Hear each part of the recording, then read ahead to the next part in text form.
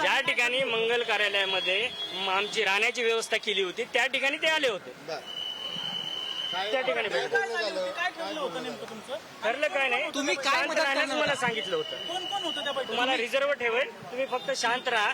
ज्याप्रमाणे तुम्ही पहिले कारवाई केली आहे, लोकसभेलाही तुम्ही कारवाई केली होती, बोगस मतदान तुम्ही करू दिलं नव्हतं लोकसभेला, तर तुम्ही हे करू नका एवढं त्यांनी सांगितलं होतं. कासलेजी आता आपण भरपूर लोक आहेत. आमचे सचिन पांडकर साहेब सुद्धा सचिन पांडकर सुद्धा आहेत. ते मला बोललेले की पैसे आलेत तुमच्याकडे, ते भेटतात तर ठेवा, ओपन करू नका, नाही तर तेही जातील आणि सस्पेंड व्हाल, डिसमिस व्हाल. सगळ्यांना भेटतात. सचिन पांडकर ऍडिशनल एसपी जे 4 वर्ष झाले एका ठिकाणी ठाण मांडून आहेत, जे वाल्मिक कराडचे हस्तक आहेत, ऍडिशनल एसपी. बरं, तुम्ही आता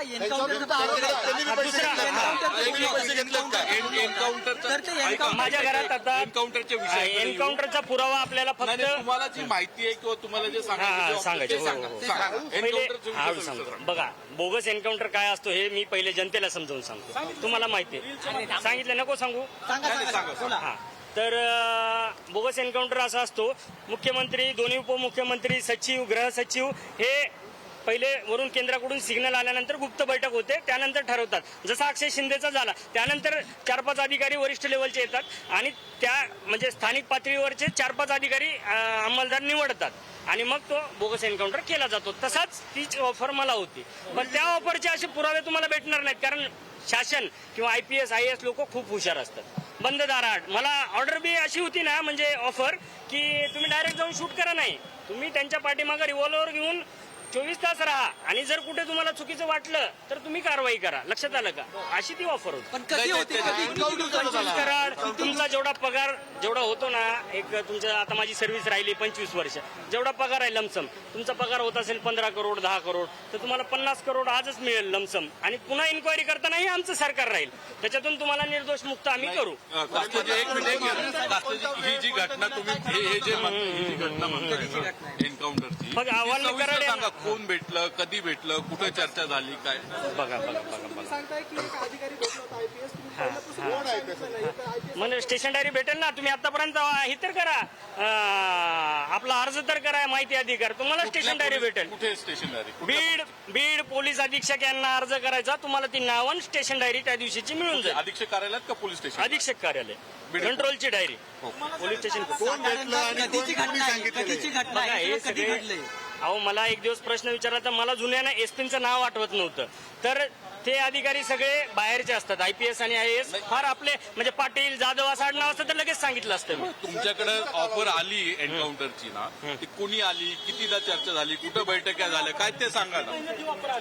वाल्मिक कराड यांना अटक केल्यानंतर 4 दिवसातच हे आलेले अधिकारी, हा, त्यांचे लोकेशन भेटतील, नावं भेटतील, तुम्ही माहितीचा अर्ज तर टाका उद्या, जे तुमचे प्रतिनिधी असतील बीडला त्यांच्यावर टाका. आणि माझ्या घरात 4 लोक काल कोण घुसले, आवाज उचला ना, माझ्या घरात पुरावे आहेत, चोरी झाली, घरपुडी झाली माझ्या घरात, मी व्हिडिओ टाकलाय, तुम्ही बघा, व्हिडिओ टाकलाय मी सगळे. काय गेलं तुमच्या घरात, काय झालं? काय पुरावे होते घरामध्ये? भरपूर पुरावे होते. मुंबईत का तिकडे? आता ते मी गेल्यानंतर बघणार, मीडिया समोर माझं घर ओपन करणार, कारण मी आता तुमच्या समोर इथं अटक केली जाईल ना तुम्हाला आता बीडला गेल्यानंतर? जामीन होईल ना 2 महिन्याने, 4 महिन्याने, 6 महिन्याने, काय जामीन होणार नाही. अच्छा, पण तोपर्यंत राहील का ते? आता बघा, तुम्ही आवाज उठवला, जनतेने आवाज उठवला तर भेटेल तुम्हाला ते सगळे. माझ्या कपाटामध्ये खूप काही पेपर होते. नाही, बीड मध्ये मी राहतो, ज्या ठिकाणी नोकरी करतो, 1 किलोमीटरच्या अंतरावरती GST भवन आहे, त्याच्या समोर माझं घर आहे. त्या ठिकाणी पोलिसांनी नोटीस लावली सस्पेंडची आणि माझं लॉक तोडलं. मला काल एका MPSCच्या विद्यार्थ्याच्या समोर, MPSCचे विद्यार्थी अभ्यास करतात, त्याचा कॉल आलेला की साहेब तुमचं घर काल कोणतरी खोललं 4-5 जणांनी आणि त्याच्यातून ते लॉक तोडलं आणि दुसरं लॉक बसवलेलं आहे. घरात महत्वाचे पुरावे होते, काय पुरावे होते घरात?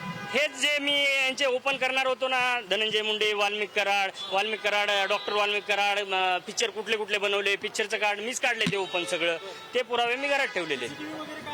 नाही, CCTV भेटतील ना, GST भवन आहे तर नक्कीच भेटेल. तपास तुम्ही तसे त्या पद्धतीने केला पाहिजे. जी एन्काउंटरच्या संदर्भात तुमच्याशी फोनवर काय चर्चा झाली, काय कॉल डिटेल्स आहेत?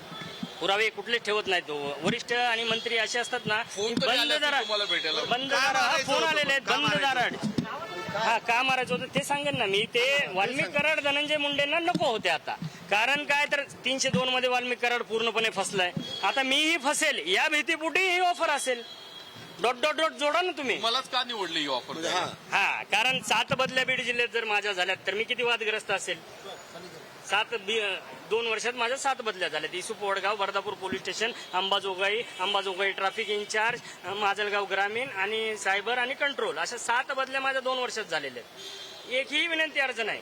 मग तुम्ही एकटेच हे एन्काउंटर करणार होते, एकट्यालाच ऑफर होती? नाही, ते 4-5 जणांना भरपूर डॅशिंग अधिकारी असतात पोलीस खात्यात, पण सगळे काय बोलत नाहीत, बाहेर पडत नाही. Yes no. मग तुमच्यावर कारवाई झाली म्हणून तुम्ही बोलताय का? नाही, याचे काय नाही. मी नकार दिला ना, ऑफरलाच नकार दिला मी. हे माझ्याच्यानं पाप होणार नाही, जी मी न्यायाधीशाला शिक्षा देईल. कारवाई झाल्यानंतर काय? हा महत्वाचा प्रश्न आहे. हा खूप जणांनी विचारलेला आहे. बोलण्याचं कारण आता म्हणजे मी ऑलरेडी सस्पेंड झालोय म्हणून बोलतोय सरळ. आधी बोललो असतो तर आधी सस्पेंड झाला असतो, मग माझ्यावर उपासमारीची वेळ आली असती. आता ऑलरेडी उपासमारीची वेळ आली म्हणून बोलतोय मी.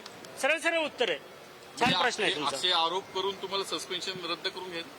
नाही, मला डिसमिस करतील आता खात्यातून. आता एक गुन्हा दाखल झाला, जो महिन्याभरापूर्वी बोललो मी, खोटा गुन्हा दाखल झाला. आता तर ते मुकेश नाटाने त्यांनी पण बोलले, त्यांनाही वाईट वाटतं. तोही आज माझा मित्र 10 फोन करतो 100 की जाऊ द्या, निखिल गुप्तांचं चुकलं, असं झालं तसं झालं, तुम्ही सगळ्यांना मध्ये घेऊ नका, फडणवीसांना मध्ये नका घेऊ.